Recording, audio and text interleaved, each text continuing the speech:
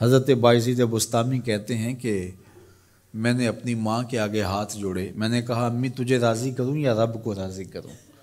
تو اپنے حق مجھے معاف کر دے، اللہ کو میں راضی کر لیتا ہوں۔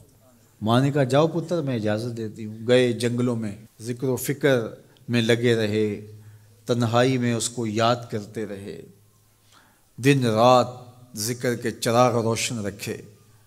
12 سال گزر گئے حق کی تلاش میں۔ ایک دن واپس بستام کے قریب سے گزر رہے تھے، خیال آیا چلتے چلتے ماں کو سلام کر جاؤں۔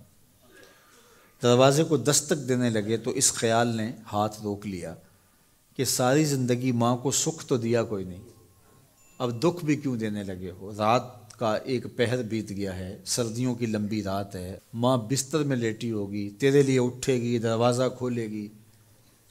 دروازے کے ساتھ ہی لگ کے بیٹھ گئے اور ساری رات کاٹ دی، اس خیال سے کہ ماں کو تکلیف نہ ہو۔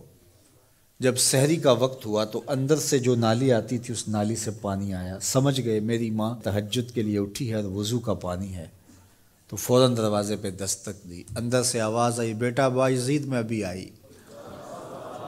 مائیں بیٹوں کے دستک کے انداز سے جان لیتی ہیں یہ کس بیٹے کے ہاتھوں کا لمس ہے۔ 12 سال کے بعد آئے، دستک دی، کہا بیٹا بایزید میں ابھی آئی۔ ماں کی تو نگاہیں ہی دروازے پہ رہتی ہیں۔ اللہ اکبر۔ کہتے ہیں کہ ماں نے دروازہ کھولا، 12 سال جنگلوں کی خاک چھانتے بیت گئی تھی، پراگندہ صورت، بکھرے ہوئے بال، پھٹے ہوئے کپڑے۔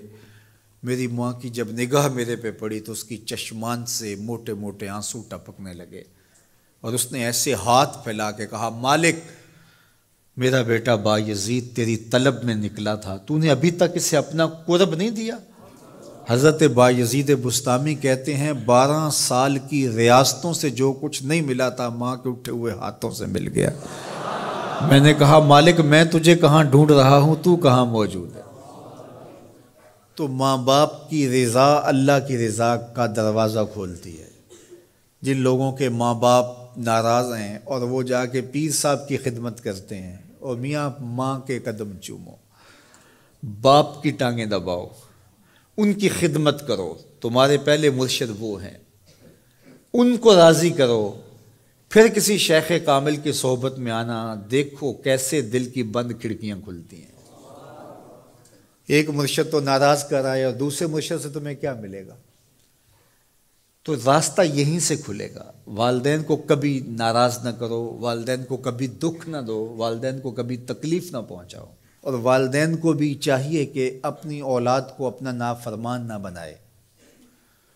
ایک بزرگ فرماتے ہیں کہ مجھے برابر 30 سال ہو گئے ہیں کہ میں اپنی اولاد کو کوئی حکم ہی نہیں دیا، کوئی حکم نہیں دیا۔ کوئی چیز مجھے چاہیے بھی ہوتی ہے تو میں بصیغہ امر نہیں کہتا، بلکہ ایسے ہی بات کر رہی ہوں۔ پانی چاہیے تو یہ نہیں کہتا بیٹا پانی لے کر آؤ، میں ویسے ہی کہتا ہوں پیاس لگی ہوئی ہے، تو اگر وہ سمجھ جائے اور وہ خود لے آئے تو اچھی بات ہے، لیکن اگر وہ نہ لائے تو میں نے اس کو حکم ہی نہیں دیا، امر ہی نہیں کیا، تو اس امر کی مخالفت ہی لازم نہیں آئے گی۔ تو کہا 30 سال برابر گزر گئے ہیں، میں نے اپنی اولاد کو حکم نہیں دیا کہ کہیں وہ میری نافرمان نہ ہو جائے، چونکہ اگر وہ نافرمان ہو گئی پلے کچھ نہیں رہے گا۔ جو اولاد ماں باپ کی نافرمان ہوتی ہے وہ ہوا میں بھی اڑیں، وہ چرخ پہ بھی جھولیں، وہ زمین پہ گرنے والی ہوتی ہیں، کبھی کامیاب نہیں ہو سکتی وہ اولادیں جو ماں باپ کی گستاخ، بے ادب اور نافرمان ہوتی ہیں۔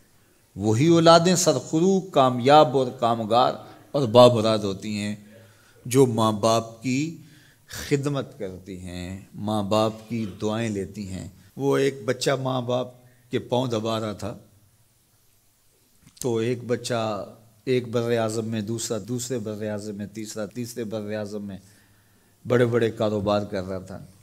تو کوئی اس کا دوست ملنے آیا، اس نے کہا کہ اس نکمے کو بھی کہیں بھیج دو، فلاں جو ہے وہ یورپ میں ہے، فلاں امریکہ میں ہے، وہاں اتنی بڑی کمپنی اس نے کھولی ہوئی ہے، اس نکمے کو یہاں بٹھایا، اس کو بھیج دو، یہ تو نکمہ کسی کام کا نہیں۔ کہا یہ نکمہ ہی تو میرے کام آ رہا ہے، کہ نکمہ ہی تو میرے کام آ رہا ہے۔